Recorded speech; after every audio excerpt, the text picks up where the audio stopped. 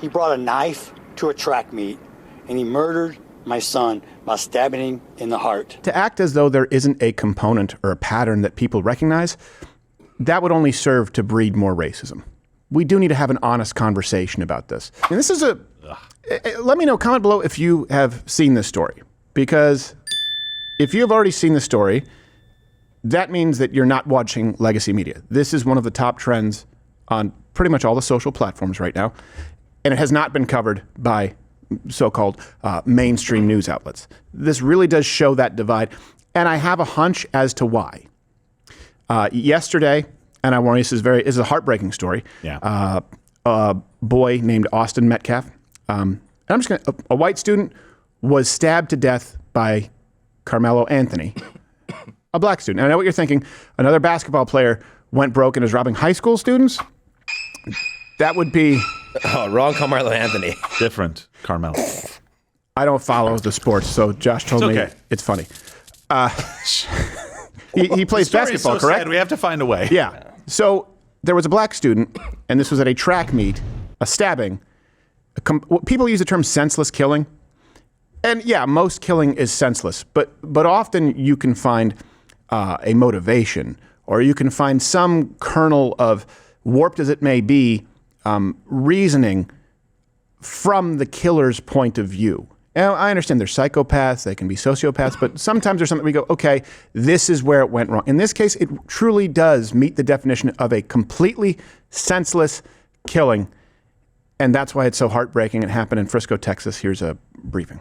Frisco Memorial High School community will honor a student today after he was stabbed to death at a track meet. Yesterday morning, 17-year-old Austin Metcalf was at a District 11 5A track meet at Kukendall Stadium.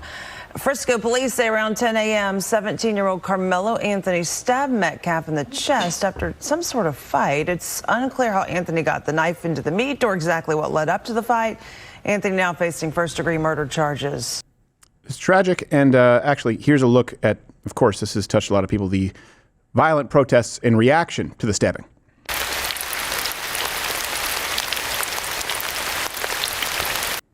Starting to get the picture? Now, I'm going to be quite clear about this. This is not racially motivated as far as we know, but to act as though there isn't a component or a pattern that people recognize, that would only serve to breed more racism. We do need to have an honest conversation about this, especially as white Americans who have been browbeaten as the greatest domestic terror threat, as white supremacy, of course, labeled as the greatest threat to national security. We've seen that. And it's untrue. And you can't solve a problem if you don't actually understand the nature of the problem. So social media, trending everywhere, top 5, certainly right now on X. As of the time of this broadcast, the mentions of this story on national media, 1 on CNN online, 0 at MSNBC, and the local headlines conspicuously omit the race of the perpetrator. Let's look at Dallas Morning News. Frisco ISD student fatally stabbed at high school track meet. Fort Worth Star Telegram, North Texas student stabbed at track meet dies. Suspect arrested, Frisco police say. And this isn't just whataboutism. This is recognizing social engineering for an agenda. It would be one thing to say, well, the race doesn't matter. I don't agree with that if you see a statistical trend. And I certainly don't agree with that when you understand this in context. Do we have an apples to apples comparison? Yeah, let's look at the media headlines when it's black on white. Last week, viral video depicts unprovoked assault at Ashbrook High School. Right? We have it. It's another. We can look at it when it's white on black, but this is another one. Last week. Okay, so you see that headline, and I warn you, this is very upsetting. Here's the video.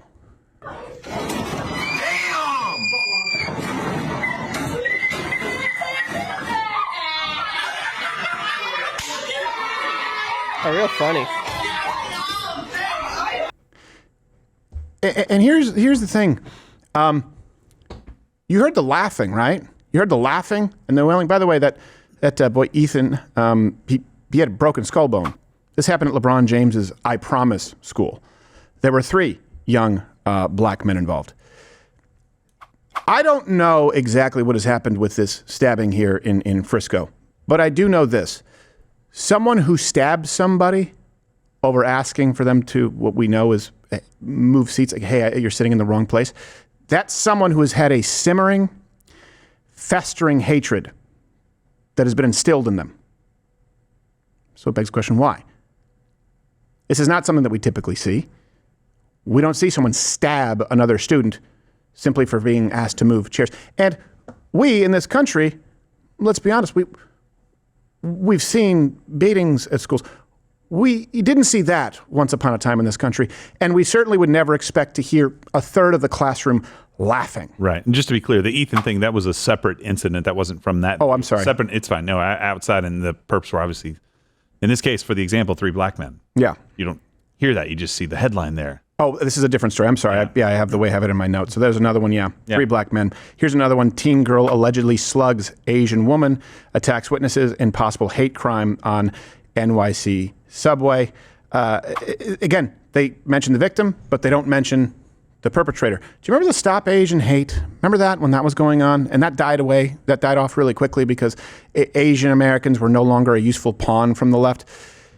They don't study interracial crime the way they used to. They changed the method of sort of registering these crimes. I believe it was in 2018. We've covered that before. So we had to use a sample study that showed over 80% of all violent crimes in the Bay Area were black against Asian. That matters. Let's contrast this with media headlines when it's white perpetrators and black victims. White teen allegedly tried to drown black child in racially charged attack. Here's another one. 3 white men are found guilty of murder in the killing of Ahmaud Arbery. Here's another one. White man will stand trial for shooting black teen Ralph Yarl who went to wrong house. Judge rules. Now, again, if it was consistent, okay, but why does it statistically, observably, only take place when there's a specific race involved? Yeah. As far as if you're white, it will be listed. If you're a black criminal, probably not. And that, just like legacy media, there's a huge chasm between what they are covering and what you care about with this story. There's a huge difference in the coverage here in labeling perpetrators and victims versus statistical reality. According to the FBI, black offenders, if you look at crimes, blacks against whites in this country, blacks are 2.5 times more likely to commit a crime against a white person than a white person against a black person. Look, if you were to add up all of the Klan's lynchings, as horrible as they are, just to be clear, it wouldn't amount to the kind of violence that you see from black people in this country against white people and Asian people. Doesn't that matter? Do you think you're going to quell hatred by breeding more of it? And I do actually have this here. Yeah, it was sent in 2008 is when the Bureau of Justice stopped publishing data on interracial crime. Why? And you see a trend before that going, oh, more black against all other races. Now, this is not, of course, to say all black people. This is to say that there is a reality, and when there's a trend, anywhere else, you would study this to see, okay, what's the causation? Here we don't. You can comment, why do you think that is? And do you think that that is doing a gross disservice to the next generation in this country? I do have a hunch, though, too. Sometimes it's because of the reaction from those directly involved with the crimes, the victims. And I would state that there's a noticeable difference between the reaction. Here's the father of Austin, the victim here, discussing his son's death, and we'll contrast that with what you're often used to. The sad part about it is he died in his brother's arms. They were twins, identical twins. And his brother was holding on to him, trying to make it stop bleeding. And he died in his brother's arms. I'm not trying to judge, but what kind of parents did this child have? What was he taught? He brought a knife to a track meet, and he murdered my son by stabbing him in the heart. And you know what? I already forgive this person. Already? Already. God takes care of things. God's going to take care of me. God's going to take care of my family. Well, that's not catnip for the media. Like George Floyd's family. Remember, I think his father showed up who they hadn't seen in a very long time. Remember Jordan Neely, who was he was choked by Sergeant Penny on the subway. And of course, he was exonerated completely because Jordan Neely was violent and threatening people on the subway. Well, let's contrast what we just saw there in Frisco with Jordan Neely's dad and how he reacted after his son died. This was everywhere. I didn't have to go through this either. It hurts. Really, really hurts. What are we gonna do, people? What's gonna happen to us now? I had enough of this. The system is rigged. Even though your son was actually the criminal. That man's son was the criminal, and he was blaming everyone else. The media covers it. It's the same dude who kicked that same son out of his home. Yep. Didn't want anything to do with him. In Frisco, this man's son was, there's no gray area, was the victim of a senseless killing, and he forgave him. What kind of a society do you want to live in? What kind of a society? Let's take race out of it. Which kind of dad do you want to emulate? Hey, which kind of dad do you want to have clout to affect political change? You lived through the Black Lives Matter riots, right? You know the end result of the policy changes, the defunding police, the catch and release, the no cash bail. We lived through that. How do we want to structure our society? What do we want it to look like? It's very clear where the media lines up. It's very clear where your intelligence agencies, where your three-letter agencies line up. And to me, it's very clear how you, the American people, by the way, of all races, line up. That's what I notice with this. That's the dynamic I see.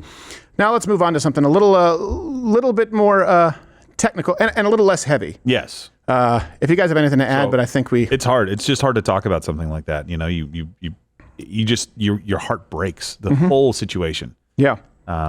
It's just absolutely terrifying as a father. Respect to that father too, by the way. Yeah, absolutely. He's a better man than I am. I wouldn't have such words to say. Yeah, especially so quickly after. I mean, but that's what somebody's faith can do. It literally can be the bedrock in your life. And unfortunately, that bedrock was tested in this man's life. But obviously, he looked at this. There was another clip, and he was talking about a sweet moment with his son. And it's, again, hard to talk about this because I have kids. And you imagine them in these scenarios, and it makes you angry. And he's talking like, hey, it's not goodbye. It's I'll see you later. Mm-hmm. It's a different thing. And don't have that kind of faith. Don't mistake our Christians, our compassion for weakness, or that we don't seek justice, because I don't want us to be sitting ducks either. No. You can forgive someone and still be perfectly fine with our system, setting up the meeting between that person and God. The rest of it is between them. So that's the problem, is we have had a society that has been based on Christian principles for a very long time.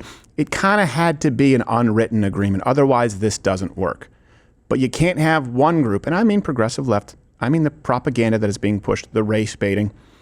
You can't have one group taking advantage of the compassion and empathy of the group that has come before them. That's the dynamic that we see today, and there needs to be compassion, forgiveness, sure, as a Christian, but there also needs to be a strong sword as well, because this is a problem that's not going to go away unless we address it. Political correctness be damned.